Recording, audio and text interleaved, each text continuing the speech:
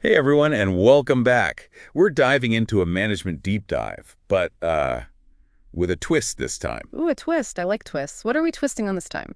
Well, we're dissecting this kind of snarky blog post, 15 ways to demoralize and demolish your team. Demoralize and demolish. Sounds like a recipe for disaster, not exactly a guidebook for good management. Exactly. But that's the beauty of this deep dive. We're flipping the script. Instead of do this, it's if you do this, you're doing it wrong. I say, so by analyzing these management don'ts, we uncover the do's, the core needs every team member is craving, even if they don't say it out loud. You got it. It's like reverse engineering good leadership. By understanding what makes people disengage, it paints a much clearer picture of what motivates and inspires them. And what stood out to you from this, let's call it, anti-guidebook to management? What really resonated in terms of those unspoken needs? It really highlighted, I think, that universal need for clarity. Like knowing what's expected, feeling confident in the direction things are heading. It's that sense of predictability, like we're all in this together, rowing in the same direction. Exactly. In this article, it throws out all these wisdom bombs, but they seem to cluster around a few key themes. And that clarity piece, that's number one. So give us an example. What kind of wisdom does this post offer in the how to utterly confuse your team department? Oh, they've got gems like be unpredictable and change responsibilities at randomly. Can you imagine the collective groan of employees everywhere? Oh, it's like trying to build a house on shifting sand. Without that stable foundation of clear communication and expectations, it all just crumbles. And I imagine it's not just the emotional toll, but the actual work, the productivity that takes a hit too. Totally. Think about it, that constant state of, wait, what are we doing now? Leads to miscommunication, wasted effort, missed deadlines. It's a recipe for disaster, both for well-being and the company's bottom line. Okay, so we've got clarity or lack thereof as a major demotivator. What else makes this list of terrible, terrible advice? This one might seem glaringly obvious, but it's amazing how often it happens. Ready for this one? Ignore your team members. Ouch. Talk about a gut punch. It's like the opposite of that golden rule. Treat others how you want to be treated. And it all comes down to that human need for recognition, respect. Everyone, no matter their job, wants to feel seen, heard, valued for what they bring to the table. When you consistently ignore people's efforts, dismiss their ideas, it's basically saying you don't matter. And that message comes through loud and clear, even if it's delivered through silence and neglect. It's incredibly damaging because when people feel invisible, insignificant, it erodes their trust, their motivation plummets, engagement tanks. You start to wonder, what's the point of going the extra mile if it's just going to be met with indifference? It crushes creativity, that sense of ownership, of pride in one's work. Not exactly a winning strategy, is it? So we've got a lack of clarity, a lack of respect. What's the third bucket these, shall we say, interesting management tips fall into? Let's call it the agency and empowerment bucket, or rather, the lack thereof. This article had some real zingers in this category. Oh yeah, they really outdid themselves. Stuff like make people responsible for something, but don't give them any power to actually do it. Oh, it's almost comical, like setting them up to fail on purpose, giving someone responsibility without the authority, resources, or even the information to be successful. It's like asking someone to build a house with their bare hands, an impossible task that only breeds frustration and resentment. It's like saying, here's the steering wheel. Oh, and by the way, we're also taking away your driving glasses and blindfolding you have fun. And it's not always about withholding resources. Sometimes it's about undermining people, chipping away at their confidence. Like that classic line, that's a nice idea, but I'm the expert here. Ah, yes, the my way or the highway approach to leadership. That's where you see the difference between authority and true leadership.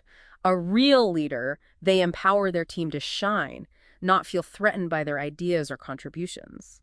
Constantly diminishing people's skills and insights. It just breeds this culture of fear and self-doubt. Nobody wants to speak up, take a risk, or even offer a suggestion if they're worried about being shot down or ridiculed. So to recap, we've got a lack of clarity, a lack of respect, and a lack of agency as the trifecta of terrible management. And sadly, these aren't just hypothetical scenarios. This stuff plays out in workplaces every single day with real consequences. But hey, the good news is by recognizing these pitfalls, we can avoid them. Absolutely. Now, are you ready to dive into some of these bad practices one by one? Because I think even the most seemingly ridiculous advice can offer some valuable lessons when we take the time to unpack it. All right, let's pick one of these bad practices to dissect, one I'm sure a lot of us have experienced. How about give instructions and then change them after some time. Oh, talk about frustrating. It's like finishing a puzzle and someone comes along and swaps a few pieces around last minute. All that effort feels kind of wasted. And more importantly, I think it really undermines trust. If a leader can't even give consistent instructions, how could you trust their judgment on the bigger stuff? Exactly. You need that solid foundation. Now, it's understandable. Projects change, right? But a good leader, they explain the why behind those changes, outline the new direction clearly, make sure everyone's on board before things go further. It's about treating your team like, you know, valued collaborators, not just robots who can instantly shift gears without understanding why. Right. And speaking of respect, or lack thereof, how about this one? Be stingy with praise. Okay, that one's just sad. It's like they think positive reinforcement is this limited resource. Like you only get so many good jobs per year. But in reality, acknowledging accomplishments, those wins, big or small, it's huge for morale. It doesn't need to be a whole song and dance every time. Just a simple, hey, great work on that can go a long way. And it's not just about giving praise. It's also about how it's given, or should I say not given. Our article also suggests praise someone, but then criticize them behind their backs to others. Oh, come on. That's just playing games. That's not leadership. That's creating a toxic environment. It's like that gut punch of thinking you did a good job, only to find out your manager was actually bad-mouthing you behind your back. Who wants to work in that kind of environment? It makes people afraid to even try to put themselves out there because you never know. Are you going to get genuine feedback or is it all just a facade? Exactly. And that takes us back to leadership being about building people up, creating that space where feedback is direct, constructive, and you know it's coming from a good place. So how about we tackle one more of these gems? This one, it cuts to the heart of what it means to be a leader or not. Ready for this? Earn their fear, not their respect. Whoa, okay. Even as a joke, that one's a bit much. It's like the opposite of what we've been talking about. Yeah. It's the difference between wielding power and inspiring action. Sure, you can try to rule through fear and intimidation, but all that does is create resentment. People might comply, but their hearts aren't in it. A true leader, someone who inspires respect, they don't need those tactics because they've already earned that trust through their actions, how they treat their team, you know. They create that environment where people feel safe speaking up, challenging ideas, and contributing their talents without, fear of being punished for it. So how do we translate this earn their fear nonsense into something, well, not nonsensical? What's the positive flip side of that? That's almost like these bad practices are giving us a blueprint for what not to do, which, when flipped, reveals exactly what we should be aiming for. Precisely. It's like taking a negative and turning it into a positive. For example, instead of being unpredictable, strive for clear communication and transparency. Let your team know what's happening, why decisions are being made, and what to expect next. So instead of changing responsibilities at random, which, let's be honest, sounds like a recipe for utter chaos, what's the positive flip side? Establish clear roles and responsibilities from the outset. This doesn't mean things can't evolve over time, but any changes should be discussed and agreed upon, not sprung on people out of the blue. It's about giving people the context they need to understand their role within the larger team and feel confident in their ability to contribute. Exactly. And when it comes to praise, instead of being stingy, look for opportunities to celebrate successes, both big and small. Recognize individual contributions and team efforts. And I can't stress this enough.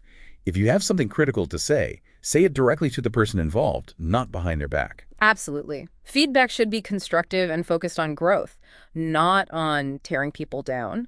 And remember, feedback goes both ways. Create a culture where your team feels comfortable coming to you with their thoughts, ideas, and yes, even constructive criticism.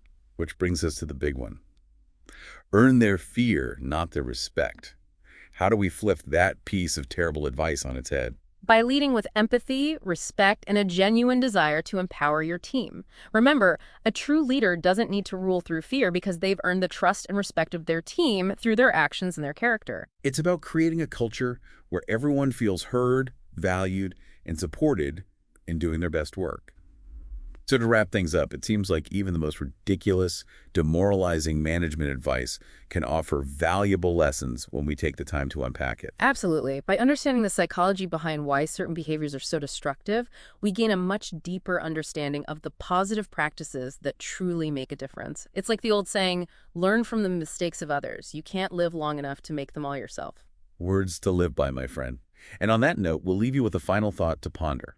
The article emphasizes how fear is a powerful demotivator. So our question for you is this. What are some subtle ways fear might be creeping into your workplace?